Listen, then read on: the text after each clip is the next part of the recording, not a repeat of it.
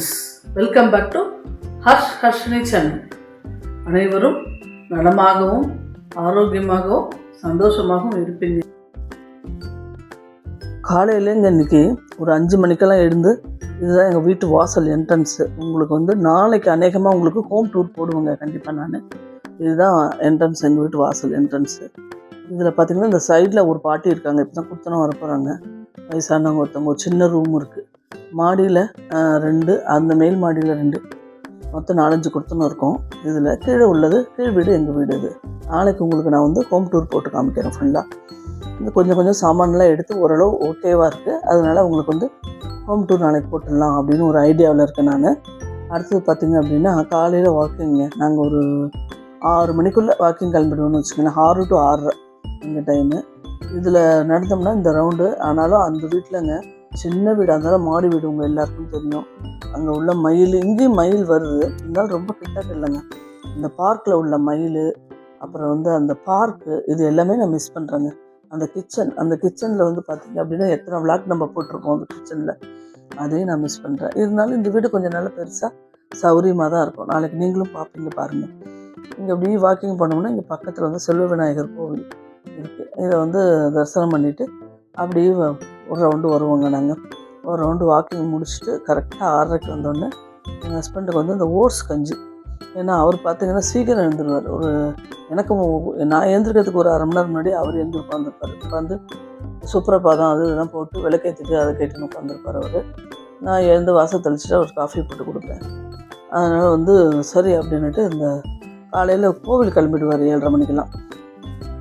அதனால் அவருக்கு இந்த ஓட்ஸ் கஞ்சி நல்லா வச்சு அதை நட்ஸ் எல்லாம் போட்டு நல்லா பாதாம், பிஸ்தா, முந்திரி ரொம்ப போட மாட்டேன். ஒரு 6 பாதாம், ஒரு பிஸ்தா, ஒரு 3 பிஸ்தா போடுவேன். அடுத்தது முந்திரி 1 or 2 போடுவேன், அவ்வளோதான். அடுத்து அந்த ட்ரை கிரேப்ஸ் இருக்கு இல்லையா, அது கொஞ்சம் போடுவேன். இதெல்லாம் போட்டு பேரிச்சம்பழத்தையும் துண்டு துண்டாக கட் பண்ணி அதிலே போட்டால் அது அப்படியே ஸ்பூனால் அள்ளி சாப்பிட அவருக்கு இது ஆற பார்த்திங்கன்னா கொஞ்சம் கெட்டி கொடுக்கும். அதனாலே கொஞ்சம் தளர்த்தமாக வச்சுருவேன். ரொம்ப கெட்டியாக வச்சோம்னா ஆறினோம்னா ஸ்பூனாலே எடுக்க வராது, அந்த மாதிரி ஆகிடும். அதனால் கொஞ்சம் தளர்த்தமாக வச்சோம்னா ஆறும்போது எடுத்து சாப்பிட்ற அளவுக்கு இருக்கும். ஸ்பூனில் ஆற வச்சிட்டோன்னா அவர் குளிச்சுட்டு பூஜை முடிச்சுட்டு இதை சாப்பிட்டுட்டு போவார். அதுக்குள்ளே அது ஆறி இருக்கும்.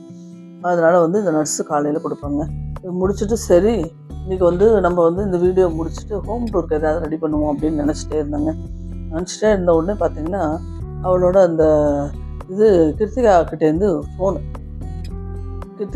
ஃபோனு என்னன்னு பார்த்தான்னா, ஒரே வயிறு வலியாக இருக்குமா, ஒன்றும் பண்ண முடியல, என்னால் டாக்டர்கிட்ட போகணும், வரியா அப்படின்னு கூப்பிட்டா. எனக்கு பதறி அடிச்சுன்னா அது வயிறு வலி. உடனெலாம் காலையில் ஃபோனும் பண்ண மாட்டா, ஒன்றும் பண்ண மாட்டாவோ. அவள் ஹஸ்பண்ட் அனுப்பிச்சிட்டு குழந்தைகள் அனுப்பிச்சிட்டு அப்புறமா தான் அவகிட்டேருந்து ஃபோன் வரும் எனக்கு. சரி என்னமோ ஏதோ பாவம் அப்படின்ட்டு சரின்ட்டு நான் மடன்னு குளிச்சுட்டு நைட்டிலேருந்து புடவைக்கு மாதிரி டக்குன்னு போனேன். அங்கே அவரோட கோயிலுக்கு போகும்போது அங்கே இறக்கி விட்டுருப்போம், கிருத்திகாட்டேன்னு இறக்கி விட்டு போனால் படுத்துகிட்டே இருந்தால் பாவம் போடுவி போட்டுன்னு பார்த்தா கதை உடம்பு வேறு சூடாக இருந்தது. சரி இப்போ நீங்கள் படுத்துக்கோ அப்படின்ட்டு வாரத்துக்குள்ளே சாதம் வச்சுட்டா பாவம். அப்புறம் இட்லி வாத்து, அவங்க வீட்டிலே சட்னி அரைச்சி இட்லி வாத்து குழந்தைகள் பார்த்தா பாவமாக இருந்தது. 2ம் லீவு வேறு நேற்றுக்கு. அர்ஷனுக்கு 11 மணிக்கு என்னமோ அபாக்கஸ் கிளாஸ் போவாங்க. சரி அப்படின்னுட்டு அவனுக்கு டிஃபன் பண்ணி கொடுத்து, குழந்தைகளுக்கு அர்ஷனுக்கு டிஃபன் பண்ணி கொடுத்து, அர்ஷனுக்கு இது ஃபுல்லாக நாங்கள் இருந்தது ரொம்ப சந்தோஷங்க. அப்படியே ஞாபகம் வந்துருக்கு அவனுக்கு, அர்ஷனுக்கு அந்த மாதிரி இருந்தது. எப்போவுமேங்க எத்தனையோ வீடியோவில் நான் சொல்லியிருக்கேன், பெத்த பிள்ளைகளோட பேர பிள்ளைகள் மேலே பாசமும் நேசமும் அதிகம் தான். நம்ம எல்லா தாய்மார்களுக்கும் எல்லா பாட்டிகளுக்கும் அப்படி தாங்க. இதாக இருந்தாலும் சரி. அதனால் அந்த குழந்தைகளை பார்த்துட்டு இருந்தேன். அப்புறம் பார்த்தா என் செடி கண்களை பார்த்தோன்னா ரொம்ப இந்த வெத்தலை தாங்க ரொம்ப சுருங்கிருக்கு. என்னால் அடிக்கடியும் போக முடியல. இப்போ இந்த கிட்டக்கு வந்ததுனால கொஞ்சம் வாரம் ஒரு தடவையாவது போய் இந்த செடிகளை பராமரிச்சுட்டு வருவோம்னு நினச்சிட்டு இருக்கேன். இனிமேட்டு இப்போ பார்த்திங்க அப்படின்னா அந்த வெத்தலையெல்லாம் ரொம்ப சுருங்கி இருந்ததுங்க.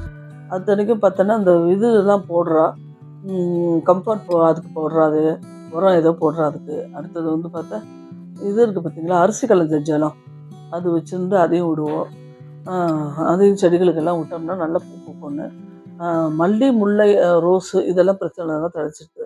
இந்த வெத்தலை, சங்குப்பூ இதெல்லாம் தான் கொஞ்சம் ஒரு மாதிரி இருக்குது பார்க்குறதுக்கு. இதெல்லாம் சரி பண்ண. தக்காளியும் அது மாதிரி தான் சுருங்கியிருக்கு ரொம்ப.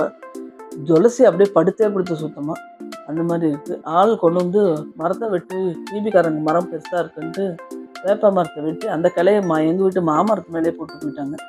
அது கடைசியில் பார்த்தா மாங்காய் காய்க்கிற நேரத்தில் இப்படி சாஞ்சு கிடக்கு. அது யாரோ ஆளை வர சொல்லியிருக்கேன், அதை எடுத்து நிமித்தி விடணுமா அப்படின்னு சொன்னான். செம்பருத்திக்கும் பார்த்தீங்கன்னா கொஞ்சம் வாடி தான் இருக்குது. செம்பருத்தி நிறைய பூ பூக்கும், வாடி இருக்குது. அது மாதிரி தான் மறுபடியும் கொஞ்சம் உயரமாக வருதே தவிர இன்னும் பூ காணும். அந்த மாதிரி இருக்குது அவங்க வீடு. இப்போ பார்த்தோன்னா இந்த ஊஞ்செல்லாம் ரொம்ப மிஸ் பண்ணுறமே, சரி கொஞ்சம் நேரம் உட்காரும் அதில் அப்படின்ட்டு அதில் கொஞ்சம் நேரம் உட்காந்தேன். அவளுக்கு டாக்டர்கிட்ட போயிட்டு வந்துட்டு மருந்து மாத்திரை எல்லாம் கொடுத்து அப்புறம் பார்த்தோன்னா ஓட்ஸு கஞ்சி வச்சு கொடுத்தாங்க. இந்த ஓட்ஸு கஞ்சி என்னென்னா இந்த லூஸ் மோஷன், வயிறு வலி, கொஞ்சம் இந்த குழப்ப தன்மை இருக்கிறதுனால அது வந்து ஜவ்வரிசி, ஓட்ஸு, இந்த அரோட்டி மாவு, இந்த கஞ்சியெல்லாம் குடித்தோம்னா அது என்ன ஆகுனா வயிறு வலி, லூஸ் மோஷன் போகிறவங்களுக்கு கூட அந்த லூஸ் மோஷன் நிற்குங்க டக்குன்னு. அதனால் அவளுக்கு அது ஒரு 2 இது போட்டு மோர் விட்டு உப்பு போட்டு கலந்து கொடுத்தேன். பெருங்காயம் போட்டு கொடுத்தேன். அந்த ஓட்ஸ் கஞ்சி தான் 2 டம்ளர் குடித்தேன். அவ்வளோ குடிச்சிட்டு மாத்திரை போட்டு இருந்தால் ஒரு 10 நிமிஷம் கழிச்சு இட்லி கொடுத்தேன். இந்த மாதிரி நேற்று பூரா பார்த்திங்கன்னா எனக்கு பொழப்பு கத்திரிக்காய் வீட்டிலே போச்சு. இந்த ஊஞ்சலை என்னால் மறக்கவே முடியலைங்க. எவ்வளோ ஊஞ்சலில் இந்த ஊஞ்சலை உட்காந்து எவ்வளோ விளாக் எடுத்திருப்போம், எவ்வளோ இது பண்ணியிருப்போம். எங்கள் சம்மந்தியும் பக்கத்தில் உட்காந்துப்பாங்க இங்கே இருக்கும்போது. நான் அவங்களும் ஆடிகிட்டே பேசிகிட்டே இருப்போம். இந்த வீடியோ எல்லாருக்கும் பிடிச்சிருக்குன்னு நான் நம்புகிறேன். லைக் பண்ணுங்கள், ஷேர் பண்ணுங்கள், சப்ஸ்கிரைப் பண்ணுங்கள். நாளைக்கு வேறு ஒரு வீடியோவில் உங்களை நான் சந்திக்கிறேன். நன்றி, வணக்கம், பாய்.